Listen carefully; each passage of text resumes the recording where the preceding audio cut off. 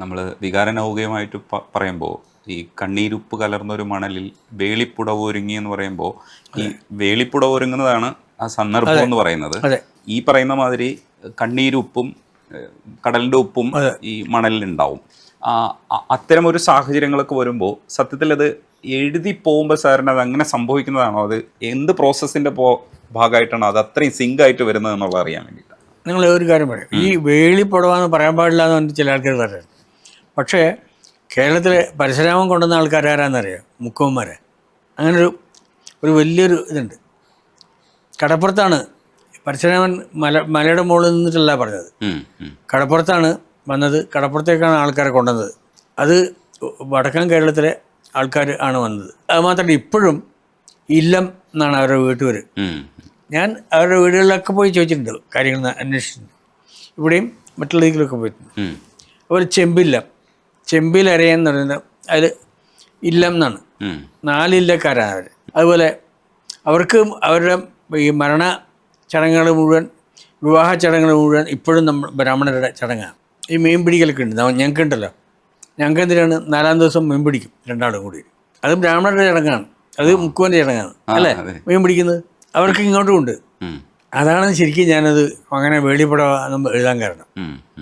അതിലൊക്കെ നമ്മുടെ ഈ ജീവിതം എന്ന് പറയുന്നത് മുഴുവൻ അതിനകത്ത് കൊണ്ടുവരാൻ ഞാൻ ഉദ്ദേശിച്ചിട്ടുണ്ട്. പിന്നെ അതിനകത്ത് വേറൊരു രസമുള്ളതുണ്ട്. ഈ ഇദ്ദേഹത്തിന് ഒരു സംസ്കാരം അറിയാതെ വന്നതാണ്. അതിൽ പരിഭവങ്ങളിൽ താനന തനതന ഇങ്ങനൊരു താളം നിങ്ങൾ ഒരു പാട്ടിൽ ഇതുവരെ കേട്ടിട്ടുണ്ടാവില്ല. തനന തനന തനന തനന തനന. ഇത് ഭാഗവതത്തിലുള്ളത്. ഗോപിക ഗീതത്തിൽ, ഭാഗവതത്തിൽ ഇത് തവബിലോകനാൽ ഗോപിക ജന പ്രമദ സങ്കുല പങ്കജേക്ഷണ. ഇതേ താള പറഞ്ഞിട്ടുണ്ട്, രവിയേട്ടുണ്ട്. ഇത് താൻ അറിയാതെ വന്നതാണ്, പക്ഷേ ഇത് വന്നിട്ടുണ്ട്. ആ സംസ്കാരത്തിലുള്ളതാണ്, അറിയാതെയുള്ള സംസ്കാരം വന്നതാണ്. അതാ പറഞ്ഞ അപൂർവമായൊരു സംഭവമാണ് രവിയേട്ടൻ. അതിൽ നിന്ന് എന്താണ് വരുന്നതെന്ന് അറിയില്ല നമുക്ക്. ഈ താളം ഭയങ്കര സംഭവമാണ്. ഞാൻ ഇങ്ങനെയാക്കിയത്, പരിഭവങ്ങളിൽ മൂടി നിൽക്കുമേ വിരഹവേളയിൽ, അതെ നൊമ്പരം ഉൾക്കുടന്നയിൽ കോരിയെന്നു ഞാൻ എൻ്റെ ജീവനിൽ പങ്കിടാം. അത് കഴിഞ്ഞിട്ട് ഒരു മഴ ഇതളേക്കിയ പോന്തിര അഴകനും ഇണയഴകാമൻ അഴകേ. ആ അഴകാണ് വെൺമുകിലിന് മഴയിതളേകിയ പൂന്തിരയഴകിനും ഇണയഴകാമൻ അഴകേ. ആ അഴകിനോടാണ് ഞാൻ മെഴുനീർ മണി കുളിരിൽ തൂവരുത്, അതെ മണലിൽ തൂവരുതെന്നാണ് ഞാൻ ആദ്യം എഴുതിയിരുന്നത്. അത്ര സ്ട്രെയിറ്റ് വേണ്ടാന്ന് എന്നോട് ഭരതേട്ടൻ പറഞ്ഞു. അപ്പോൾ കുളിരിൽ തൂവരുതാക്കിയത് ഈ മണലിൽ തൂവരുതെന്നാണ്. അവരൊക്കെ ഇതുപോലെ കവിതയുള്ളവരാ. അതാണ് എൻ്റെ പോയറ്റിക് മനസ്സുള്ള ആൾക്കാർ ഇവരൊക്കെ. എൻ്റെ രവിയേട്ടനായാലും ഭരതേട്ടനായാലും ഒക്കെ അതെ, ദാസേട്ടനായാലും അതെ, ഒക്കെ ഉൾക്കൊള്ളാൻ പറ്റുന്ന ആൾക്കാരാണ്. അതെല്ലാം അവരുടെ ആ പാടാൻ വരുമ്പോൾ അദ്ദേഹത്തിൻ്റെ ഉള്ളിൽ ഇതെല്ലാം അങ്ങ് വരും. ഇപ്പം നിങ്ങൾ പഴയ പാട്ട് കേട്ടോ, അതിങ്ങനെ അത്ഭുതകരമായിട്ടുള്ള പെർഫെക്ഷൻ ആയിരിക്കും. ദാസേട്ടൻ്റെ പാട്ടുകൾ പെർഫെക്റ്റാണ്, അത് തൊട്ടാനൊക്കില്ല. ഇന്നിപ്പോൾ എല്ലാം പിച്ച് നേരെയാക്കാനും എനിക്ക് സൗകര്യമുണ്ടല്ലോ, അന്നതൊന്നുമില്ലല്ലോ, പാടിപ്പോയാൽ പോയി. താഴ്വാരത്തിലെ ഭരതൻ സാറിൻ്റെ കണ്ണെത്താ ദൂരെ അതെ, ഭയങ്കര രസമുള്ളൊരു, പിന്നെ ഒരു മർമ്മരം പോലെ തന്നെയാണ്. അതെങ്ങനെയാ ആ ടൂണും ഈ പറയുന്ന മർമ്മരവും ഒരുമിച്ച് വന്നതെന്നുള്ളതാണ്. എന്നോട് പറഞ്ഞിരുന്നു ഈ ഭരതേട്ടൻ, അതൊരു അമേരിക്കൻ സാക്സോഫോണിൻ്റെ ഒരു ടോണാണ്. ഏതോ ഒരു നികുതി വായിച്ചിട്ടുള്ള സാധനം അദ്ദേഹത്തിൻ്റെ മനസ്സിൽ കയറിയിരുന്നത്. എന്നോട് പറഞ്ഞു, ഞാൻ അതിങ്ങനെ പാടാം, മൂടാം, നിങ്ങൾ എഴുതിക്കോ. തനന്ന തന തനനാന ഒരു താഴ്വാരത്തിൻ്റെ ഒരു വല്ലാത്തൊരു അന്തരീക്ഷം ഉണ്ടാക്കുന്ന ഒരു സാധനം. അതാണ് കണ്ണെത്താ ദൂരെ മറുതീരം മറുതീരത്തെ. പിന്നെ ബാക്കി നമ്മൾ കൊണ്ടുവന്നു കോണിൽ സംക്രമം തിമിലക്കൈ താളം കാവിൽ കൊണ്ടാടും മേളം ചിറ്റാരം കാറ്റിൻ മർമ്മരം. അങ്ങനെ ആ മർമ്മരൊക്കെ അതുപോലെ. അത് ഉത്രാളിക്കാവിൽ പൂരാണ്. അപ്പോൾ അതാണ് കാവിൽ കൊണ്ടാടും മേളം, അതൊക്കെ അവിടെ നിന്ന് കേൾക്കുക. ഞങ്ങൾ അത് കഴിഞ്ഞിട്ട് പകൽ ബഹളമൊന്നുമില്ല ഉണ്ടാവില്ല. റെയിലിൻ്റെ അതിൽ കൂടെ ഇങ്ങനെ നടന്നു പോകുന്നു, കുറേ വെറുതെ നടന്ന് പോകുമ്പോഴാണ് പാട്ട് എഴുതുന്നത്.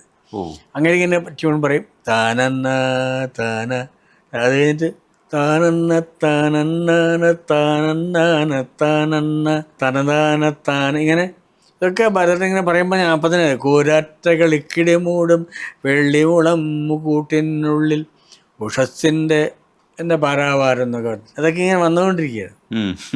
ഭയങ്കര അത്ഭുതകരമായ പ്രവൃത്തിയാണ് ഞങ്ങളത്. ഒത്തിരി പടങ്ങളുണ്ട്. അയ്യോ, അതേ പറ്റിയിട്ട് നമുക്ക് ഡീറ്റെയിൽ ആയിട്ട് സംസാരിക്കണം. അയ്യോ, അതിനു മുമ്പ് ഞാൻ ഒന്ന് രണ്ട് ഈ പാട്ടുകൾ മണ്ണിൽ ഏറ്റവും വലിയ ആളാണ്. അതെ അതെ അതെ. നമ്മൾ സംസാരിച്ച പാട്ടുകളിൽ ഈ പാട്ടും സിനിമയുമായിട്ടൊക്കെ എങ്ങനെ യോജിച്ച് നിൽക്കുന്നു എന്നുള്ളതാണ്. അതിൽ ഈ ആയുഷ്കാലത്തിൽ മൗനം സ്വരമായി തീർച്ചയായിട്ടും രസമുള്ള പാട്ടാണ്.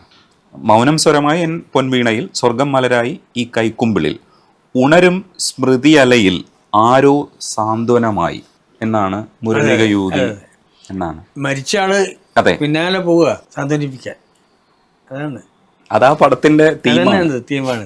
ഹൃദയം മാറ്റിവെക്കുന്ന ശസ്ത്രക്രിയയുമായി ബന്ധപ്പെട്ടതാണല്ലോ ആ പടം. അപ്പം അതിനകത്തും ഈ ഒരു സ്മൃതി പദമൊക്കെ കൊണ്ടുവരാൻ, ആ സ്മൃതി എന്ന് പറയുന്നത് ഇല്ലാത്ത സാധനമാണ്. അതെ അതെ അതെ. ഉണരും സ്മൃതി അലയായി ആരോ പാടുകയായി. ആ പാട്ട് യേശുദാസ് സാറിന്റെ ശബ്ദം ഭയങ്കര രസമാണ്. അയ്യോ, മനോഹരമായിട്ട് പാടും. മൗനം സ്വരമായി എന്ന് പറയുമ്പോഴേ, അതെ അതെ, മൗനത്തിന്റെ ഒരു അഗാധത. അയ്യോ, അതും ഈ രണ്ടാമത് ഹിറ്റായി വന്ന പാട്ടുകളിൽ ഒന്നാണ്. അതെ അതെ. ആ സമയത്ത് ആ പടം എനിക്ക് തോന്നുന്നു വ്യത്യസ്തമായിരുന്നു, പക്ഷെ അത്രയേറെ അക്സെപ്റ്റ് ചെയ്തിട്ടില്ല, ആൾക്കാർക്ക് മനസ്സിലായില്ല. പക്ഷെ ഇപ്പൊ അത് നമ്മൾ റീവാച്ച് ചെയ്യുന്ന പടമായി മാറി. പിന്നെ ഒരുപാട് ആൾക്കാർ കാണുന്നു. അത് ഭയങ്കര സന്തോഷമായി. ഈ പാട്ട് ഭയങ്കരമായിട്ട് ക്ലിക്കായി ഇപ്പൊ. അതെ, ഈ റീവാച്ചിന്റെ കാര്യം പറയുമ്പോഴാണ് ഇപ്പൊ വടക്കം വീരഗാഥ റിലീസ് ചെയ്തു. അതെ, അത് ഭയങ്കര ഒരു സന്തോഷമുള്ള ഒരു കാര്യമല്ലേ. മാത്രമല്ല ഒരുപാട് ആൾക്കാർ കാണുന്നുണ്ട്. അതിൽ സാറ് എഴുതിയത് ഉണ്ണി ഗണപതിയും ഇന്ദുലേഖ കണ്ടുറന്നു. അതെ, വളരെ പ്രധാനപ്പെട്ട ഒരു സിറ്റുവേഷൻ അത്. ഇവള് അദ്ദേഹത്തിന് അനുകൂലമായിട്ട് കണ്ണു തുറന്നതാണ്, ഇയാൾ വരുന്നതാണ്. അതാണ് ആ സിറ്റുവേഷൻ. ആ വരവനെ ഭയങ്കര ഗംഭീരമായിട്ട് ഇന്ദ്രജാലം മെല്ലെ ഉണർത്തി മന്മഥന്റെ തേരിലേറ്റി ആ കുതിരപ്പുറത്ത്. അതെ അതെ അതെ. ചോദിക്കുന്നുണ്ട് എവിടെ സ്വർഗ്ഗകന്യകന്മാർ, എനിക്ക് എല്ലാം വേണം, എവിടെ സ്വർണ്ണ ചാമരങ്ങൾ. 1000 ജ്വാലാമുഖങ്ങളായി തുടിയുണരും, അല്ല അതാണ് മനസ്സുണരുന്ന തുടി മുഴങ്ങിയെന്നാണ്. അത്രയും അഗ്നിപർവ്വതങ്ങൾ പൊട്ടുന്ന അത്രയും വലിയ തുടിയാണ് ഉള്ളില് മുഴങ്ങിയത്. അത് അസാധ്യ സിനിമയായിരുന്നു. അതായത് സിനിമയാണ്. ആ പാട്ടിന് ഇത്രയും സിറ്റുവേഷന് കറക്റ്റായിട്ട് ആവുമെന്ന് എനിക്ക് തോന്നിയില്ല. ഞങ്ങൾ ഡിസ്കസ് ചെയ്ത് അങ്ങനെ ചെയ്തതാ. അല്ല, അത് സാർ എഴുതുന്ന സമയത്ത് MD ഉണ്ടായിരുന്നോ അവിടെ സർക്കിളിൽ? ഇല്ല, വാച്ചോട്ടായിട്ട് സംസാരിച്ചിട്ടിരുന്നു. പിന്നെ ഇദ്ദേഹമുണ്ടല്ലോ, ഹരിഹര മാഷുണ്ടായിരുന്നു. മാഷായിട്ട് ഞാൻ ആദ്യം ചെയ്യുന്ന പാട്ടതാ. ഭയങ്കര ഒരു ബന്ധമായിരുന്നു. ഭയങ്കര രസമാണ്. ഒരു ഗുരു തന്നെയാണ് അയാള് ശരിക്കും. എനിക്ക് ഒരുപാട് പാഠങ്ങൾ അതിൽ നിന്ന് എനിക്ക് കിട്ടി. വലിയൊരു ഗുരുവാണ് ശരിക്കും. ജയകുമാർ സാർ പറഞ്ഞു കേട്ടിട്ടുണ്ട്, ചന്ദനലേപ സുഗന്ധം എഴുതുന്ന സമയത്ത് MD സാറാണ് നോക്കി കറക്റ്റ് ചെയ്ത് കൊടുത്തത്. പാസ്വേഡ് എന്നെ വിശ്വാസമായിരുന്നു. അദ്ദേഹം വന്നിട്ടില്ലാണ്, ഹരിഹര മാഷായിട്ട് സംസാരിച്ചിട്ടുള്ളൂ. പിന്നെ വാസോട്ടിൻ്റെ പടങ്ങൾ ഞാൻ കുറേ എണ്ണം ചെയ്തല്ലോ. അപ്പോഴൊക്കെ വാസോട്ടൻ ഞാൻ അവിടെ പോയി കാണും, സംസാരിക്കും, അങ്ങനെയൊക്കെ ചേർന്ന്. അദ്ദേഹത്തിന് ഇഷ്ടപ്പെടാത്ത സാധനമൊക്കെ വരുമൊക്കെ ചെയ്യും. പക്ഷേ അപ്പോൾ തന്നെ ഞാൻ കറക്റ്റ് ചെയ്യും, അവിടെ തന്നെ കറക്റ്റ് ചെയ്യും. ബോധ്യപ്പെടുത്തിയിട്ടേ വിടുള്ളൂ.